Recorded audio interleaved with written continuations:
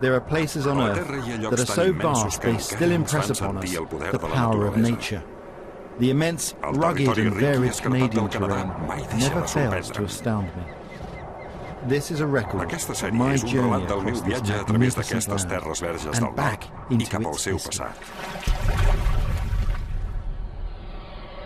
A history written by explorers who should be household names in their native Britain, but are as unknown as the land they encountered. It's a history full of adventure, survival and bushcraft. Canada is a country that was built on all three.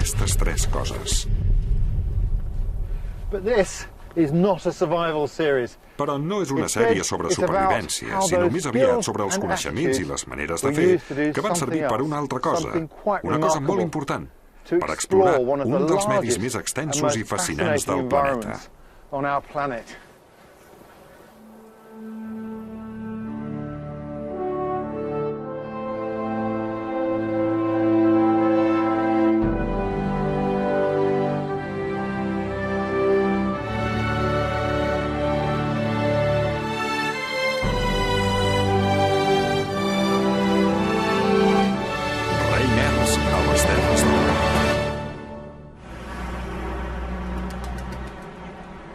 Samuel Hearne, el pioner desconegut.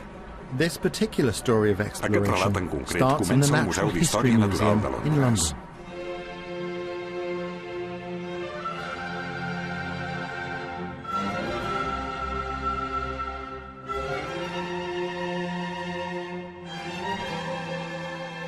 It may seem like a strange place Pot to semblar start un a lloc journey estrany through per començar Canada, un viatge a través del Canadà. But you'd be surprised Però that us some of the sorprendria saber les stories històries that que lie amaguen fins i behind tot els objectes even més some of the simples, most humble com exhibits, aquest tros de like this piece coure. of copper. This was carried to Britain El va portar by a a man Anglaterra who un I home que believe per was mi one of our és greatest un dels nostres exploradors and yet més whose importants, name has encara que all el seu but nom been pràcticament hagi forgotten desaparegut de la from història. And yet he left us Aquest a home ens va journal. deixar un diari que Many per molta still gent consider encara to és be una de one les of the grans obres greatest de works l'antropologia. of anthropology. But perhaps Però el most més important importantly és of que va all, establir una he manera de established a viatjar que method of obriria travel la porta that was d'un to continent. unlock a continent. That man's name Aquell home es deia was Samuel Samuel Hearne.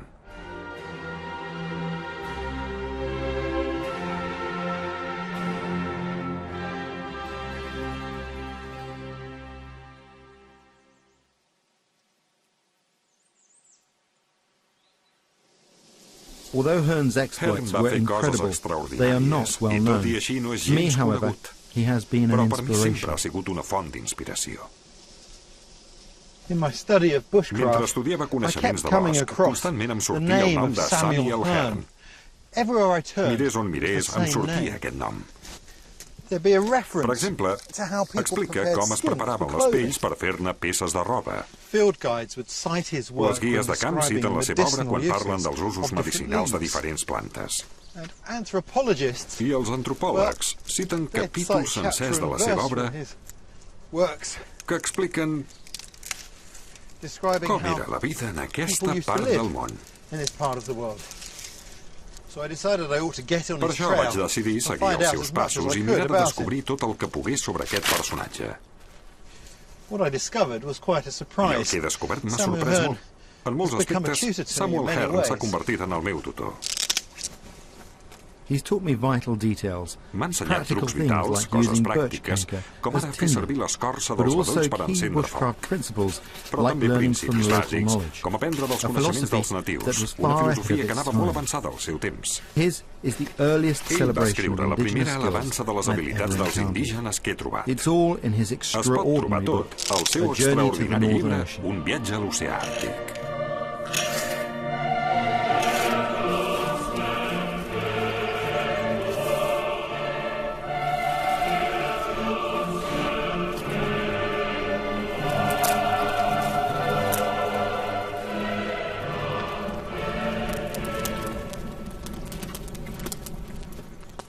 Born in Devon in Hearne, que va néixer a Devon 1745, al Hearne wasn't even a 1745, teenager eren prou feines when un he joined the adolescent Royal quan es va Navy to allistar a la serve Royal under Navy per Captain servir amb Hood el capità in Hood a la 7 guerra Years' dels War 7 with anys France. contra França. At the end of the war, Quan es va his acabar la seaman guerra, ship el seu caught the esperit mariner attention va of the cridar Hudson's l'atenció Bay de la Company, companyia de la a badia de huge fur Hudson, trading la gran company empresa de that comerç owned de much pells of Canada. que tant devia al Canadà. Cap a finals del segle XVIII, l'empresa s'havia diversificat cap a altres branques del comerç i estaven interessats en una mina de coure situada a 1.500 quilòmetres de la seva base principal del Canadà. Allò va ser la gran oportunitat de Hearne. Per seguir-li el rastre, he vingut fins als arxius de l'empresa, a Winnipeg. Aquí hi ha el llegat d'una obsessió per la paperassa. És un autèntic tresor.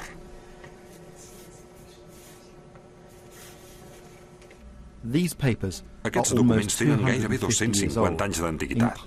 I, entre altres coses, hi ha una carta de Samuel Hearne quan era molt jove. Se'm posa la pell de gallina. És el primer moment que Samuel Hearne apareix en un arxiu històric.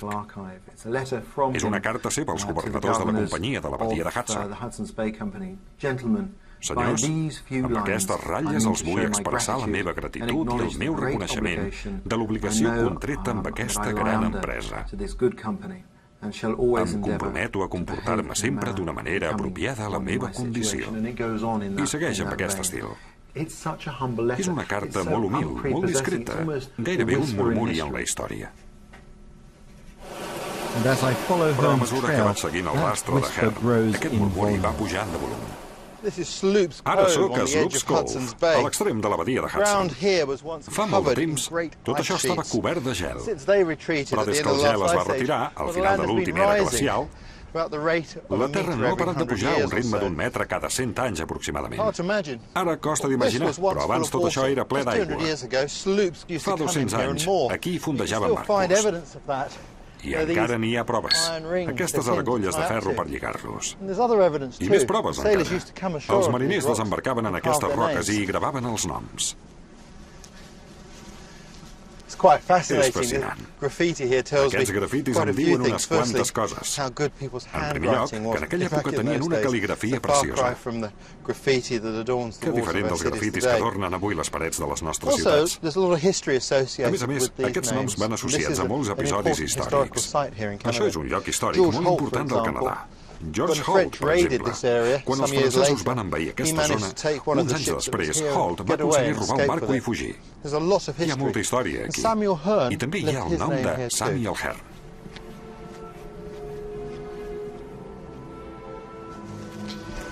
Aquí el tenim, Samuel Hearne, 1 de juliol del 1767. Encara era molt jove. Acabava de deixar la marina i s'havia unit a una empresa civil que sabia reconèixer els mèrits. Aquí tenim la firma d'un home que té intenció de deixar petja en la història. I això és justament el que faria pocs anys després.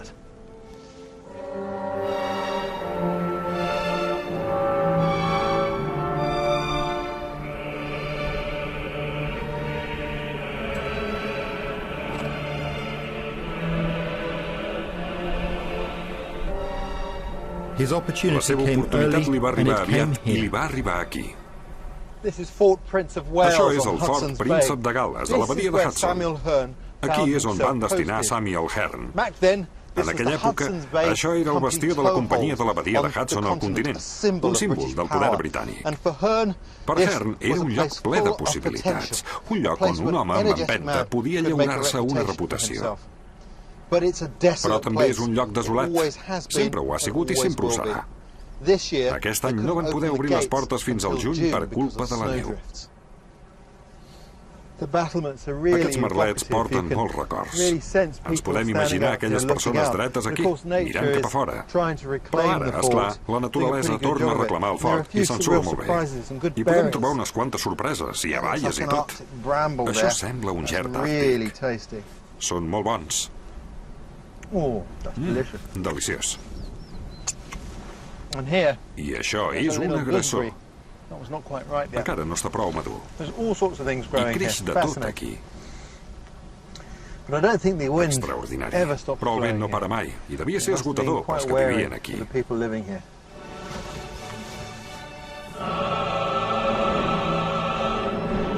Aquest bastió va ser el lloc on van escollir Hearne per dirigir la primera expedició terrestre per localitzar la mina de coure a 1.500 quilòmetres de distància. Cap home blanc havia creuat mai aquells territoris. Hearne traspassava literalment la frontera del món conegut. Ens podem imaginar l'escena. És el 6 de novembre del 1769. Samuel Hearne encapçala l'expedició que surt del fort. L'acompanyen 2 anglesos i un grup d'indis escollits especialment. És un moment molt important. És el primer cop que la companyia de la badia de Hudson envia a explorar l'interior un home capaç de dur a terme una bona feina. Un moment que no es vol perdre el governador, que acomiada el grup amb 7 salves d'aquests canons.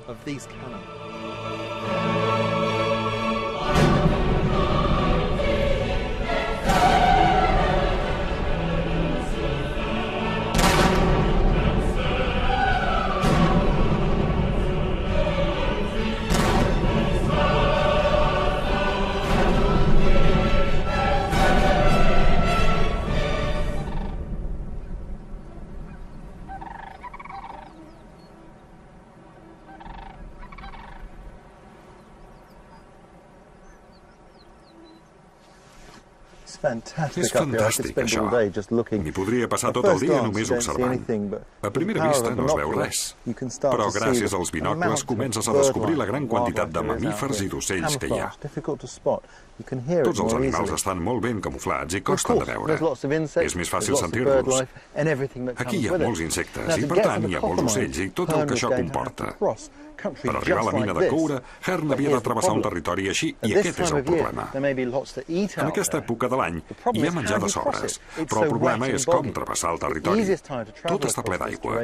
La manera més fàcil de recórrer aquest terreny és a l'hivern, quan l'aigua està congelada i la neu cobreix la vegetació.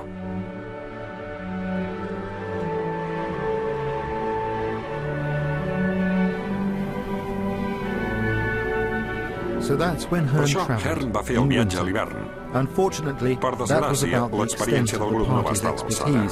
Viatjaven com a europeus, amb massa equip i pocs coneixements.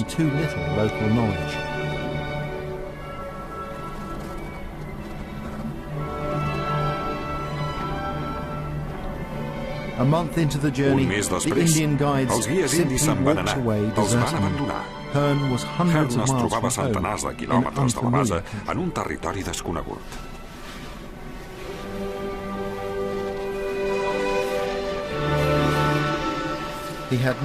No va tenir cap més alternativa que tornar. Un mes llarg després de sortir del fort, ja hi tornava a ser. Però Hearne era un pioner decidit i aprenia de pressa. Els preparatius per l'expedició següent mostren que havia entès que només hi havia una manera d'aconseguir-ho: abandonar l'equipatge europeu i viatjar com els natius de la regió. Si els edificis poguessin parlar, quantes coses ens explicarien. Sabem que el 23 de febrer del 1770, Hearne emprèn la segona expedició per trobar la mina de coure. Aquest cop és l'únic home blanc del grup. Als merlets hi ha tanta neu que no poden disparar els canons per celebrar-ho. A canvi, el governador i els altres habitants del fort es reuneixen i criden 3 urres per acomiadar-lo.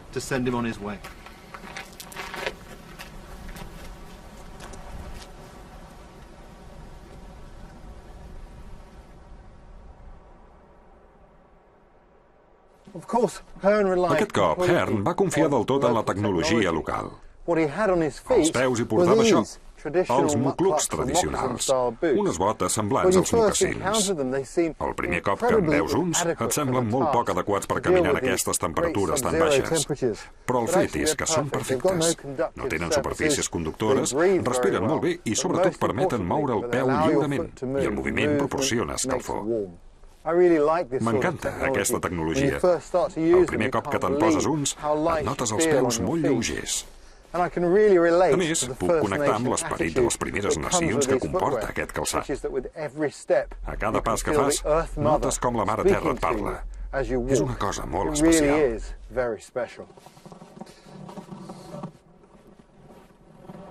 Però un cop més, Hearne va tenir dificultats. Moses Norton, el governador del fort, no li va permetre incloure dones en el grup, tot i que les dones tenien un paper vital en la forma de vida tradicional. Va ser una decisió molt poc encertada.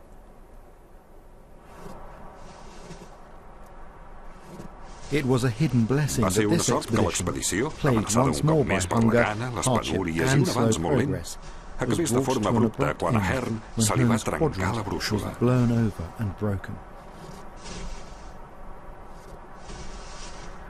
Els seus guies no els van importar i ni tan sols li van oferir protecció. I quan semblava que les coses no podien empitjorar, l'endemà va aparèixer un grup d'indis molt estranys. Van entrar a la seva tenda, li van buidar la motxilla i van començar a repartir-se el que van trobar. Al final només li van deixar un ganivet, una llima, un punxó perquè es pogués arreglar el calçat, una agulla i una navalla. Tenia dues navalles i n'hi van prendre una. Hearne va estar content perquè es van endur la menys esmolada. I li van deixar prou sabó per poder-se afaitar durant el viatge de tornada. No crec que pensessin gaire en les afaitades. Però el que m'interessa no és la pèrdua d'aquells objectes, sinó l'entrada del seu diari de l'endemà, quan diu que tant li fa que li hagin pres totes aquelles coses perquè li han alleugerit l'equipatge i ara li costa molt menys avançar. Això ens diu molt de l'esperit d'aquell home. Samuel Hearne veia sempre el got mig ple.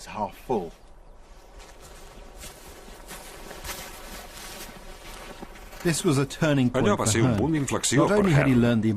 A més d'aprendre la importància de dur poc equipatge, també va conèixer un líder indi que es deia Matonabi i que va prometre ajudar Hearne en la seva expedició. Matonabi va ser un líder que encara recorda la seva gent, com Laila Biusidor. Matonabi era un Saïs-Dene, oi? Sí, era un Dene.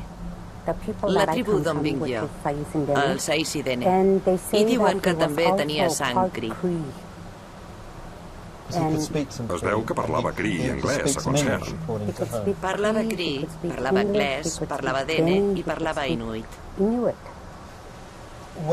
Quan llegeixes el relat de Hearne del viatge amb Matonabi, es fa molt evident que Matonabi coneixia el territori. Sí, anaven a tot arreu.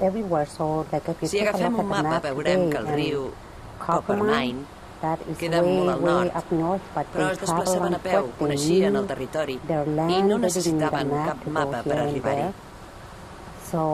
Era un home amb molts coneixements. I quan Samuel Hearne em va conèixer, devia reconèixer aquestes qualitats i per això el va triar com a guia. Per què era tan important que hi anessin les dones en aquells viatges? Les dones són importants i punt, això per començar. I en aquella època, les dones eren les que portaven tota la càrrega de les coses de casa. I quan trobaven un lloc per acampar, eren les dones les que muntaven tot el campament. I els Dene com veien Samuel Hearne? El van acceptar. Si no, no l'haurien portat fins allà on el van portar. El van acceptar com un germà, com un fill, com un membre de la tribu durant el temps que van viatjar junts. Si no, l'haurien matat. Matonabi seria una peça bàsica en l'èxit de Hearne. Per començar, ja havia estat al riu Coppermine i estava totalment d'acord amb Hearne. No es podia travessar aquell territori sense dones.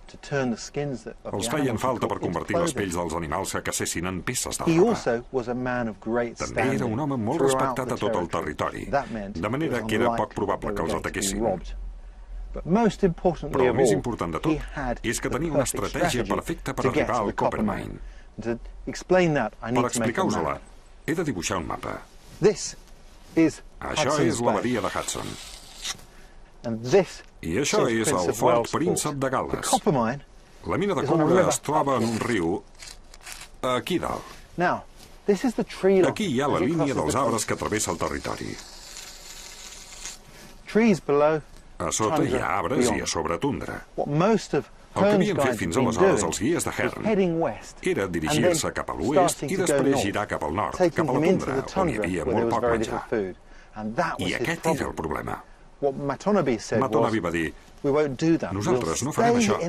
Nosaltres seguirem els arbres cap a l'oest, encara que ens allunyem del Coppermine. Val més que ens estiguem allà on hi ha menjar. I després, quan arribi la primavera, Seguirem la migració dels caribús cap a la tundra. Així tindrem menjar. I això és el que van fer. Van anar cap a l'oest, seguint els arbres, i després es van dirigir directes cap al nord en un atac llampec al riu Coppermine. I van tornar més o menys per la mateixa ruta. Sense aquesta estratègia, l'expedició hauria sigut un fracàs absolut. La línia d'arbres que seguien és la frontera de l'immens bosc boreal que cobreix una tercera part del Canadà. A aquesta latitud, els arbres són més petits i escassos que el centre del bosc, però això fa que el paisatge encara sigui més bonic. El Canadà és un lloc on pots notar la força de la natura al teu voltant i a vegades et supera i tot.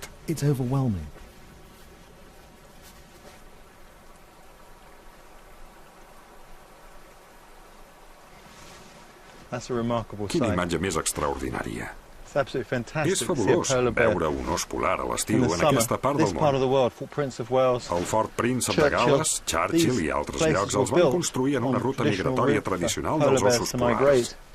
I això fa que a vegades hi hagi conflictes entre els ossos i els humans. Em podria passar tot el dia observant aquest animal tan fantàstic. És fabulós. Encara que sembli un os de peluix, és un predador ferotge. No m'hi penso acostar més.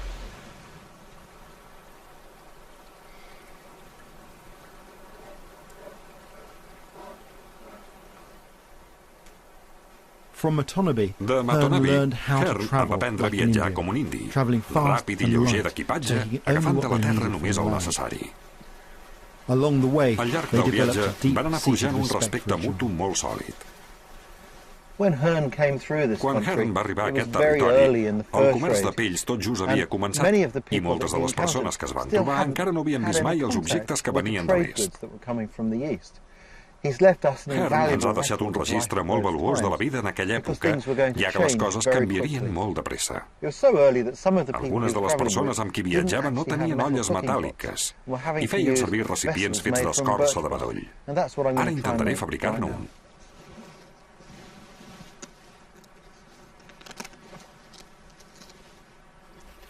L'escorça dels bedolls té moltes capes, com podeu veure. Això és la part externa de l'escorça. Ara la pelo per netejar-la i perquè tingui un gruix uniforme.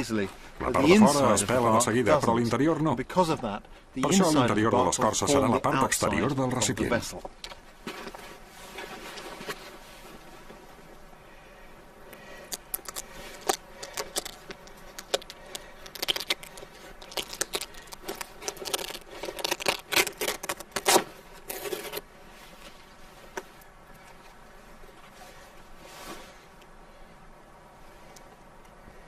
He de fer una plantilla per la forma bàsica. Després la fixaré i la cosiré amb arrels de verd.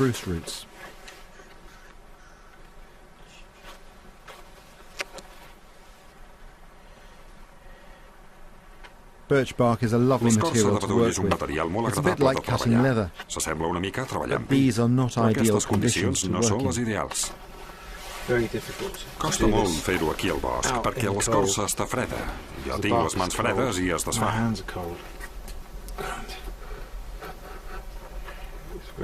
És molt difícil.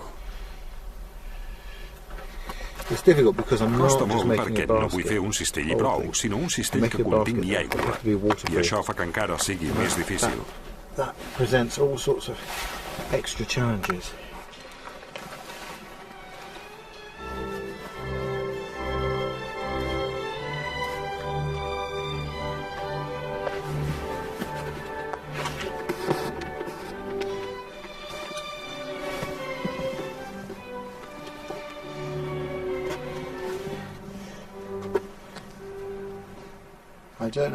No sé si ho veieu, però el cistell és tot moll, completament moll. Això és per les condicions atmosfèriques. Hi ha molta humitat, una humitat que ho satura tot.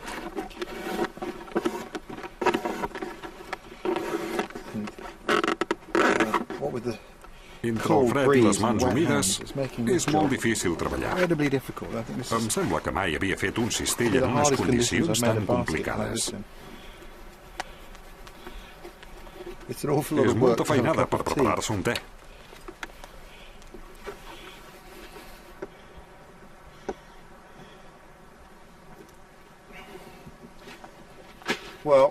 Ara que l'he cosit, ja comença a ser resistent.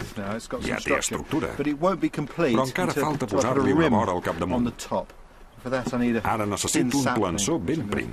El doblegaré seguint tota la vora i aleshores ja tindrem l'estructura bàsica.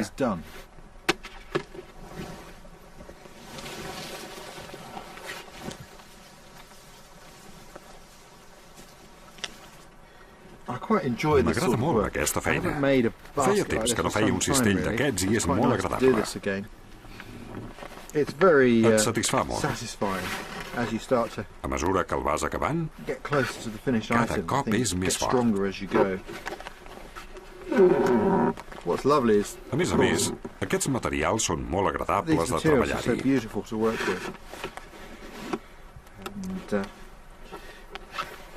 Quan et poses a fer una cosa així, notes una connexió amb el bosc. Fa que encara l'estimis més perquè et recompensa molt.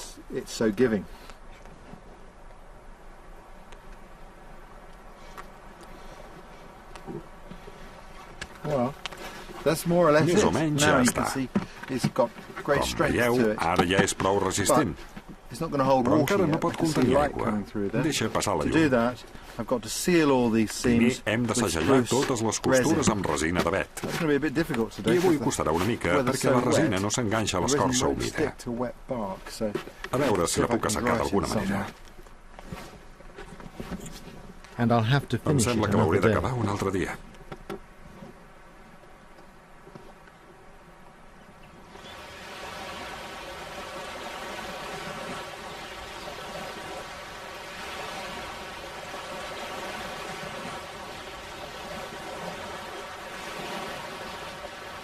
Mentre creuava aquest territori, Hearne va anar notant amb molt de detall tot d'observacions sobre les habilitats que feien possible sobreviure aquí, com ara per a trampes o assecar el peix i la carn. Aquest interès per la cultura de la zona és el que el distingeix. Per sort, va documentar tot amb molta cura.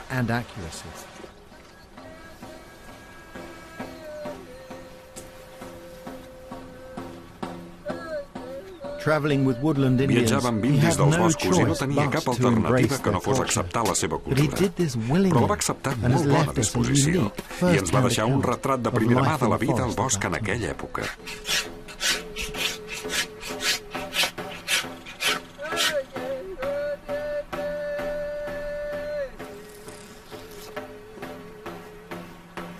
Gràcies al diari de Hearne, totes aquestes habilitats van passar a la posteritat perquè altres les poguessin admirar i aprendre. 5 mesos després ja havien recorregut centenars de quilòmetres, sempre a peu. Avui dia, la manera més ràpida de cobrir aquella distància és per aire. Això ens ofereix una perspectiva única. Les zones verges del Canadà són immenses. Sembla que no s'acabin mai. Si ens desplacem en barca o en cotxe, no ens fem una idea de la magnitud que tenen. Hem de pujar un hidroavió com aquest i volar a baixa altura per poder veure l'expansió que fan, per veure que grans que són. A l'època de Hearne no hi havia mapes. Aquest territori era un full en blanc.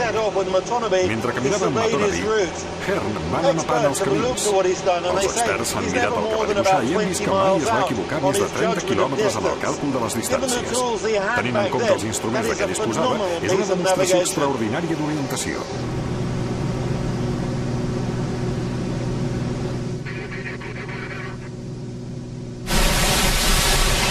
Al Canadà hi ha gairebé 1 milió de quilòmetres quadrats d'aigua dolça. És impossible desplaçar-se sense algun sistema per creuar llacs i rius. Els diaris de Hearne estan plens de sorpreses. Una d'elles és la descripció d'aquest tipus de canoa d'escorça de bedoll. Podríeu pensar que només n'hi ha d'una mena de canoes d'escorça de bedoll. Doncs no, n'hi ha de moltes menes. Aquí els bedolls no són gaire gruixuts i per això les canoes estan fetes de diferents trossos cosits amb molt de compte i enganxats. Hearne va descriure exactament aquest tipus de canoa. És més, la va dibuixar. Una de les característiques d'aquestes canoes és que no servien només per anar a caçar oques o a pescar, sinó que també servien per travessar rius i llacs quan viatjaven per la tundra a la primavera i l'estiu. I per aquest motiu, les canoes havien de ser lleugeres i fàcils de transportar, com aquesta. Ara us ensenyaré com es porten. A vegades les havien de traginar dies i dies entre un riu i un altre. És molt lleugera i Hearne dibuixa un home que la porta així mateix.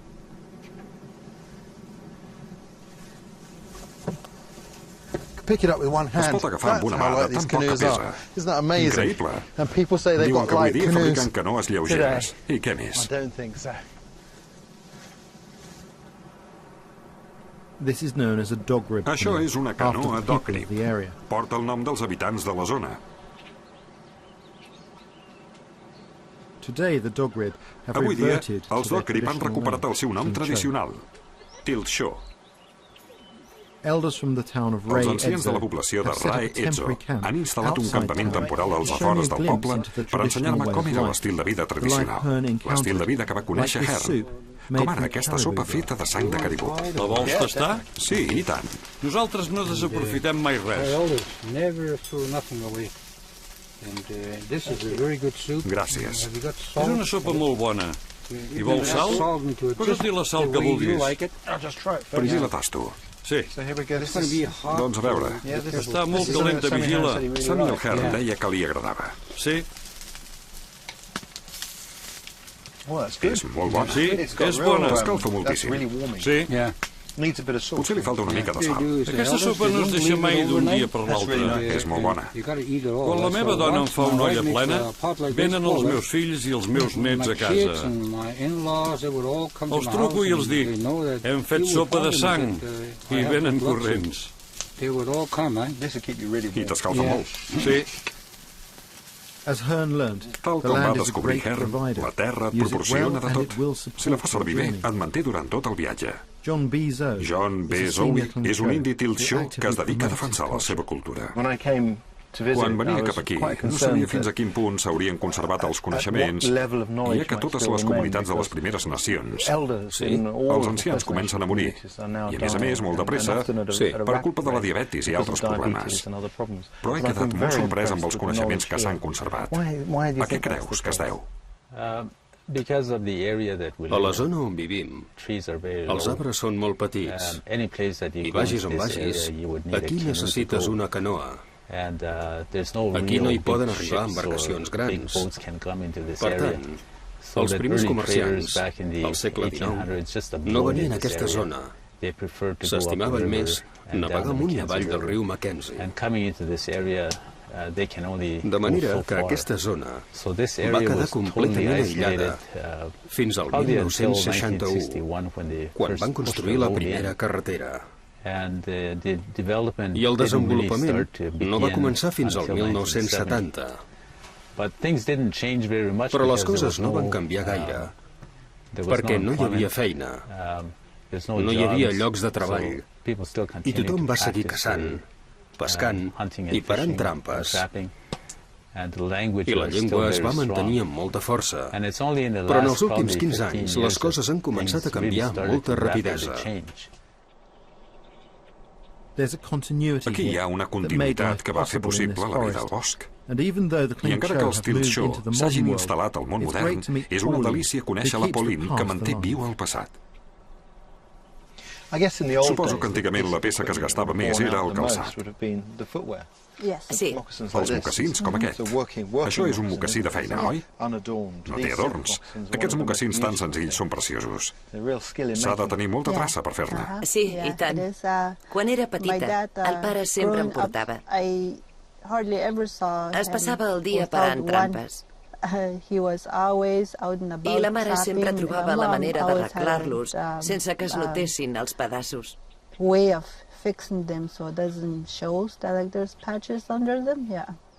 Les noies joves aprenen aquestes coses avui dia? Se'n veuen molt poques que s'hi dediquin. Jo em vaig aprendre tota sola. Gairebé tot m'ho cosia la mare. I jo només feia les decoracions amb pedretes. Però un dia vaig pensar que la mare no hi seria gaire temps. Per sempre. Exacte. I qui em cosirà quan ella no hi sigui? No puc portar la roba a una altra dona.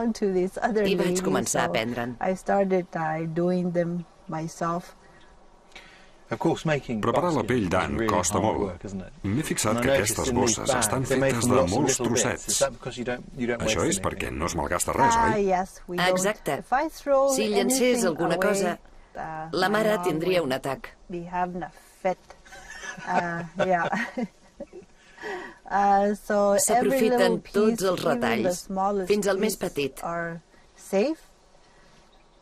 I a les dones els encanta. En aquests boscos noto com un fil que em connecta amb Hearne i més enllà.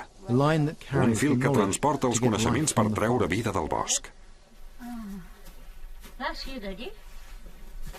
Aquestes branques d'avet no estan col·locades de qualsevol manera. Estan teixides. Adele, ensenyi'm com ho fa.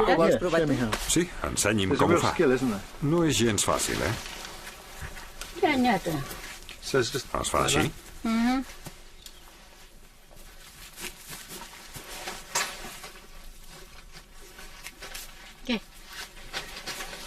Veig que només es fan servir les parts més suaus. Quan eren petits i vivien al bosc, quants dies durava un terra així? 2 dies. Sí. 2 dies? Quina feinada.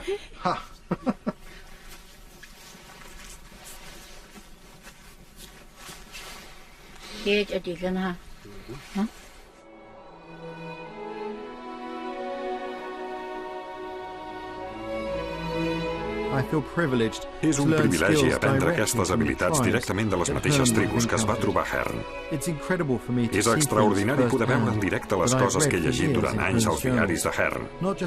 I no només tècniques, sinó també llegendes. Els Tilkshaw m'han explicat la llegenda de Wanaku, una dona que vivia sola per en trampes quan va topar amb els homes blancs. S'assembla molt a un passatge del llibre de Hearne que parla d'una dona que parava trampes que va conèixer quan travessava aquest territori. Estic segur que era la mateixa dona. Ser aquí és com donar vida al llibre.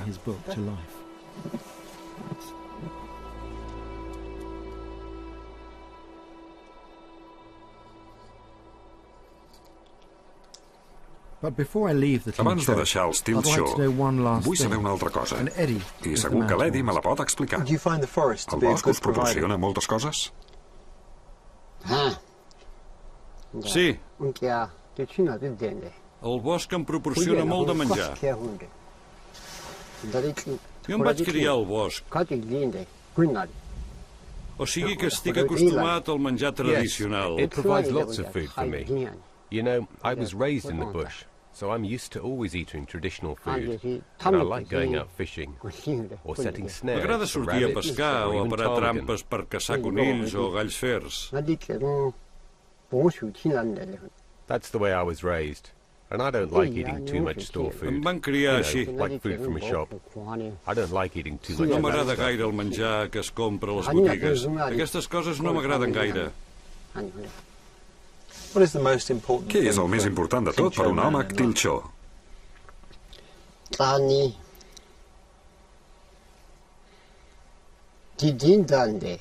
Today it's very important Avui to dia teach és our molt young important people ensenyar als about our joves way el of nostre life. estil de vida, Because in perquè en la today's societat society, moderna there's hi ha lots of molts changes. canvis. We've got to keep Hem our de mantenir ben traditions and our fortes les culture nostres strong, tradicions i la nostra cultura, al mateix temps que ens obrim a la vida moderna. Necessitem les dues coses per poder entendre i sobreviure. Sense educació, sense anar a escola, no podrem treballar en el món modern. I ens fa falta, perquè estem perdent una bona part de la nostra vida cultural. Però ens seguim aferrant a les coses importants. És important mantenir forts els dos elements. En diem, ser fort com dues persones. Gràcies, Eddie. Ha sigut un autèntic plaer. M'ha agradat molt venir aquí. Sí. És un territori preciós. Espero que mentre s'obren cap al futur, els pilxors sàpiguen mantenir vives les seves tradicions. Unes tradicions que m'han permès acostar-me a l'estil de vida que va trobar Hearne.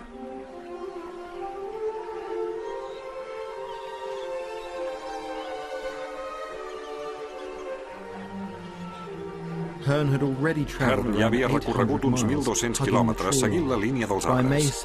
Al maig del 1771 va acampar aquí, a 2 mesos del seu destí. Això és el llac Eileen, que a l'època de Hearne es deia llac Chloe. No hi va arribar fins a començaments de maig. Van trigar més del que havien previst perquè amb l'arribada de la primavera la neu s'havia començat a fondre i es feia molt difícil caminar amb les raquetes. Van enviar 2 homes d'avançada amb escorça de bedoll i totes les parts de fusta necessàries per construir canoes. Va ser una bona idea, perquè a prop d'aquí no hi ha bedolls madurs. Aquest llac era un punt de parada important. Hi havia peix de sobres per pescar, i també hi havia uns bancs de sorra molt grans, ideals per construir les canoes, i molts avets amb resina i arrels per construir el que calgués. Quan va tornar, Hearne va dibuixar un mapa de l'expedició. Aquí veiem el llac Chloe. Al costat hi diu, allà on vam construir les canoes al maig del 1771. També s'hi veu la línia dels arbres, l'última oportunitat de construir canoes abans de dirigir-se cap a les terres ermes. Per construir una canoa es triga un parell de setmanes, i aquesta zona era un campament perfecte, amb menjar i aigua de sobres. Un lloc segur per acampar-hi i els recursos naturals necessaris per fer focs i construir canoes i olles.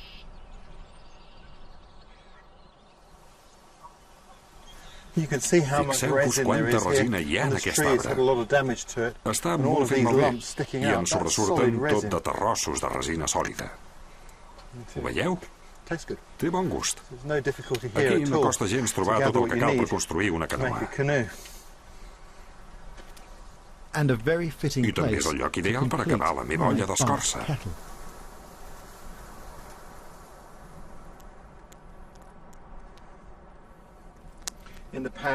Aquí a la paella hi tinc resina d'avet barrejada amb una mica de carbó.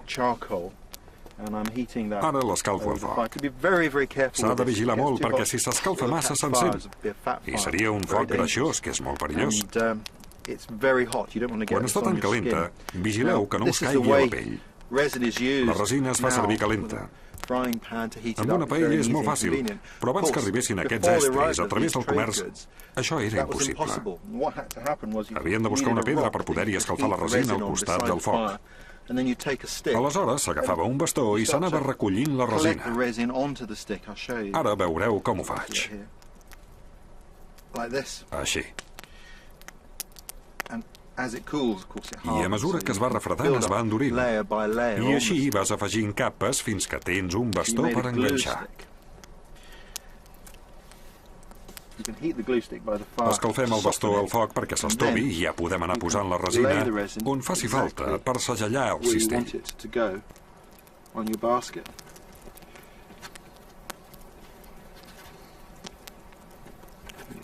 Una mica més. I si no corre prou, sempre podem agafar una brasa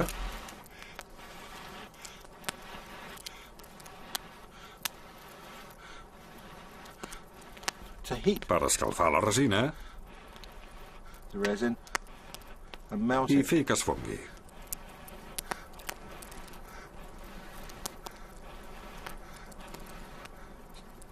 Així es va allisant. Jo seguiré amb el sistema fàcil, amb la paella, perquè avui tinc el dia una mica tapaït.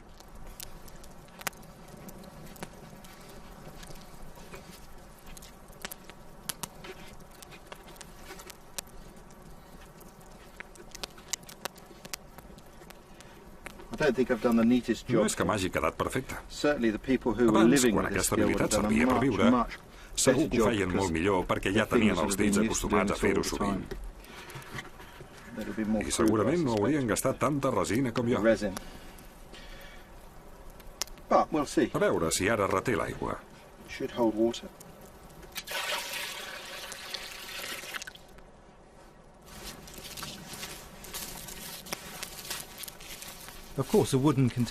Evidentment, un recipient de fusta no es pot posar al foc. L'aigua s'ha d'escalfar amb pedres calentes. Potser trigarà una mica, però la podríem fer bullir i tot.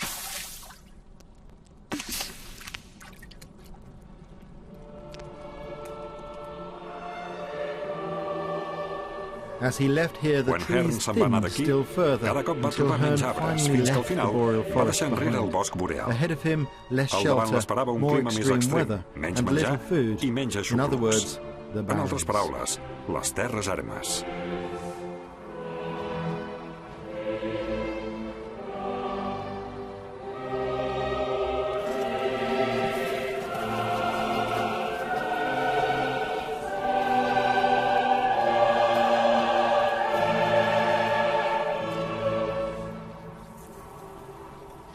Matonabbee va guiar Hearne cap aquí, en sincronia amb els ramats de caribús. Ens podem imaginar l'escena. Els homes al davant amb les armes buscant carn, i les dones al darrere amb els pals de les tendes, el menjar i tot plegat.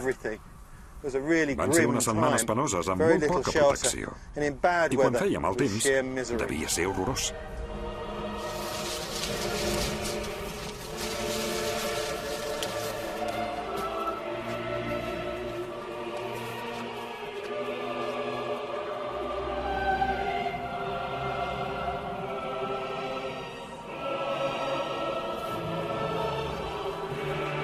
Però aquest lloc és d'una estranya bellesa. És infinit, i aquesta immensitat et fa sentir molt petit. És com trobar-te enmig d'un gran oceà. Per molt que et sembli que has caminat, l'horitzó sempre queda lluny.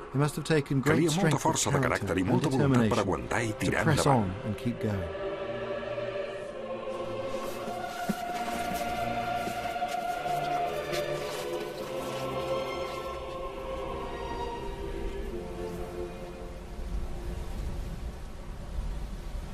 Una de les característiques d'aquest paisatge és que hi ha molt pocs arbres i contrasta molt amb el bosc boreal, on n'hi ha moltíssims. Aquí els arbustos més grans que he trobat són aquests, els bedolls nans. Aquí, qualsevol clapa de vegetació és com una illa enmig d'un mar de buidor. Representa un santuari, la possibilitat d'escalfar-se i de menjar calent. Quan Hearne va passar per aquí, hi havia dies de pluja que no podien encendre foc i que havien de menjar carn crua. Devia ser duríssim. L'altre dia, un inuit em va dir que aquests bedolls nans cremen encara que siguin verds. No ho he provat mai i vull veure si funciona, perquè aquí tots els trucs són valuosos. A veure què passa.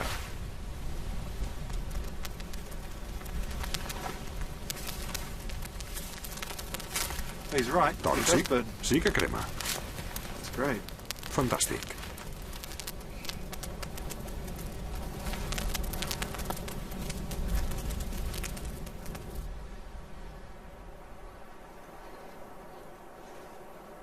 El juliol del 1771, després de 1.500 quilòmetres i 6 mesos a peu, Hearne s'acostava al seu objectiu, el riu Coppermine. Aquests salzes em deixen parat. Al llarg dels últims anys, amb l'escalfament del clima, els salzes creixen molt. Ara són molt alts. Haurien de ser molt més petits. A l'època de Samuel Hearne devien ser molt petits perquè va ser un període fred de la història. En aquella època devien ser així de baixets. Ara la vegetació ha canviat molt. Sentiu aquest soroll d'aigua? És el motiu que ens ha fet venir aquí, i era l'objectiu de l'expedició de Hearne. Però no va ser una arribada triomfal. Ni de bon tros, va ser una tragèdia.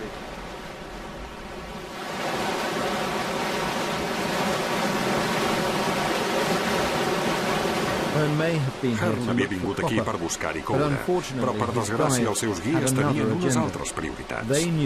Sabien que els seus enemics eterns, els Inuit, estarien pescant en aquest riu i volien passar-hi comptes. Hearne es va convertir en membre involuntari d'una expedició de guerra. Segons la descripció de Hearne, el grup atacant va arribar per allà i es va acostar al riu per atrapar els Inuit entre la seva posició i el riu. Cap allà hi havia 5 tendes Inuit. Encara avui dia és un lloc d'acampada i hi ha moltes restes arqueològiques. Quan van arribar allà, van atacar els Inuit.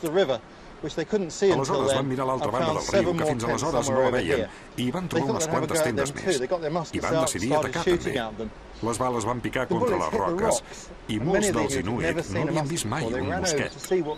Van córrer a veure què era aquell soroll fins que un va rebre una bala a la cama i aleshores es van adonar del perill. Van pujar als caiacs i se'n van anar remant riu avall. Hearne va ser espectador involuntari de tota aquesta escena tan espantosa. Els fets d'aquell dia el van commoure molt. Explica que una dona inuit ferida se li va agafar les cames i ell va demanar als indis que l'acompanyaven que la remetessin d'un cop. Però se'n van riure. Trobo que demostra molta força de caràcter. En plena batalla va defensar el que creia que era correcte.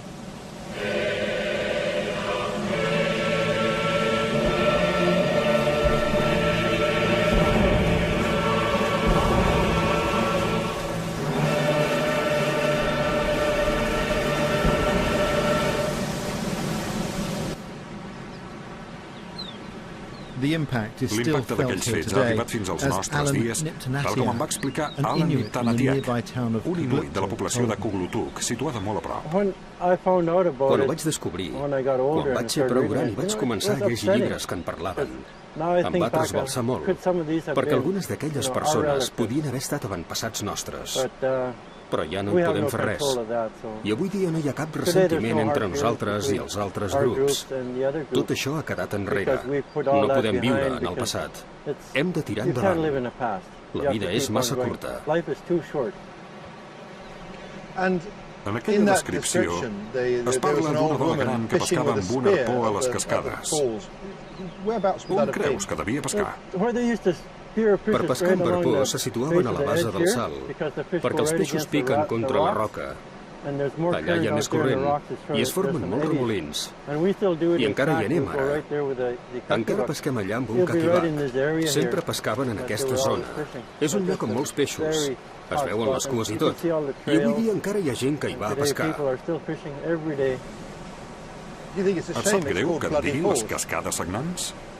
A la nostra llengua en diem Poulo, que vol dir el lloc dels grans ràpids.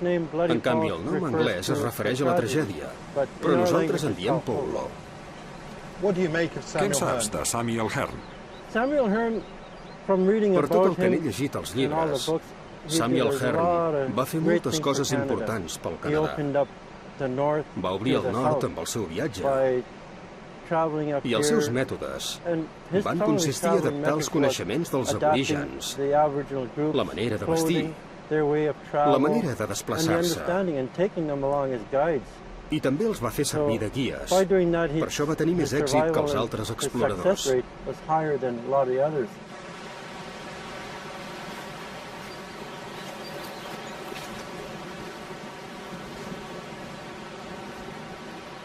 Se'm fa molt estrany ser aquí.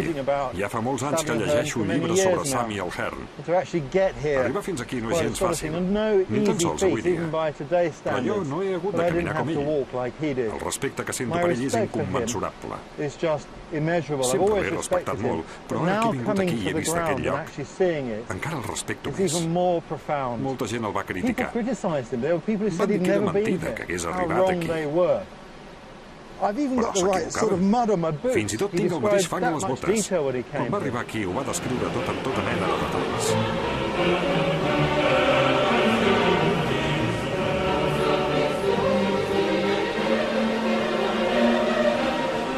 M'acaba de passar pel cap que això és el moment culminant del meu viatge, tal com li va passar a Hearne. És la culminació de molts anys d'investigació i compromís. Em costa dir en paraules el que sento, però sí que puc dir una cosa.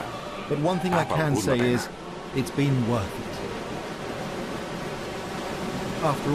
Al capdavant, Hearne sí que va trobar coure, però no en quantitats suficients perquè fos rendible explotar-lo comercialment.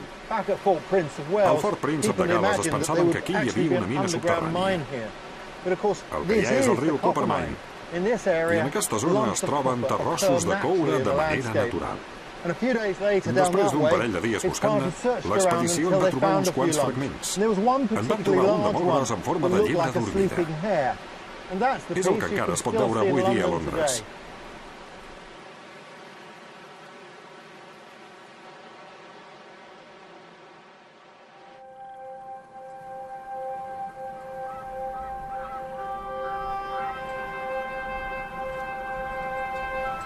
Hearne finally made it Hearne va back to tornar al Fort fort Prince of Príncep Wales de Gal·les in al juny June del 1772. 1772. His standing La within the seva Hudson's posició Bay dins la Company companyia de had la never badia de been Hudson higher, va créixer cada and he vegada went from més. strength to I van strength. proposar establir el He primer was post invited to set comercial up de la the company's companyia a first l'interior. ever inland trading post. He Es va married casar Mary amb Norton, Mary the Norton, half-Indian daughter la filla mig of the índia del governor of governador del Prince of fort, Wales i poc Fort, després el and van shortly nomenar after governador. he was made governor of the fort himself.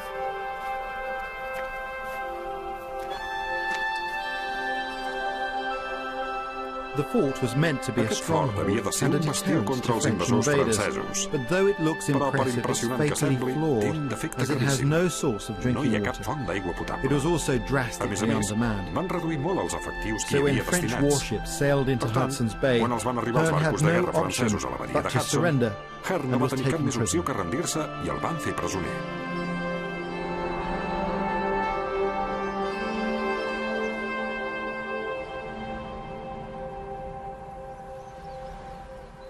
When Samuel Hearne left here Quan as a Samuel prisoner of the Hearne se'n French, va anar com a he presoner couldn't dels guarantee the francesos, safety no of podia his garantir la wife, Mary seguretat de Norton, la seva esposa, particularly Mary as she was Norton, half Indian. sobretot perquè era So mig instead, índia, he i had va to leave decidir her deixar-la behind. aquí.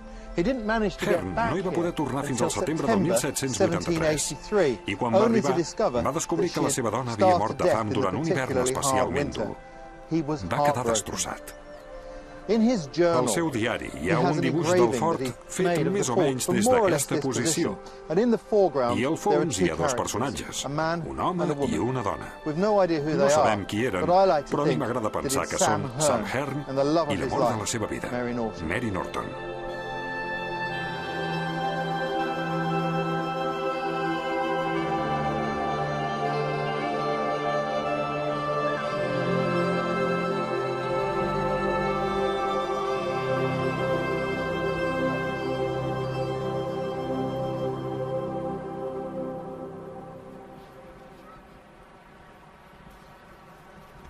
Hearne's book is a El llibre de fascinating Hearne story és un relat and a fascinant i unique un record registre of a únic d'un món disappearing que world. desapareixia. A world I feel Un món que he privileged tingut to el have privilegi stepped de visitar briefly i viure into breument and amb l'ajuda dels experienced Still with the Show. help of the Kling-Cho people.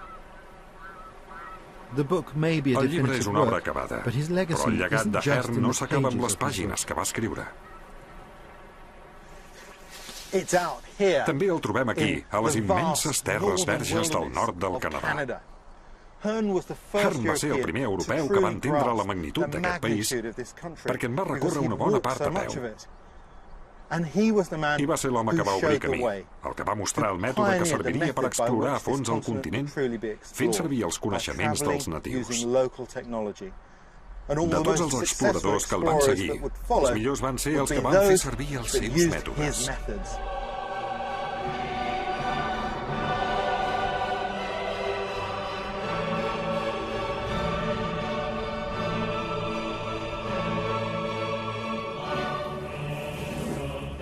And next, En el I pròxim travel episodi, north to see viatjaré how cap a al nord per doctor veure from the com un Orkney metge de les Islands Illes applied Òrcades va Hearne's aplicar els methods mètodes de to Hearne per become one of our convertir-se en un dels greatest exploradors Arctic més explorers importants de ever. l'Àrtic.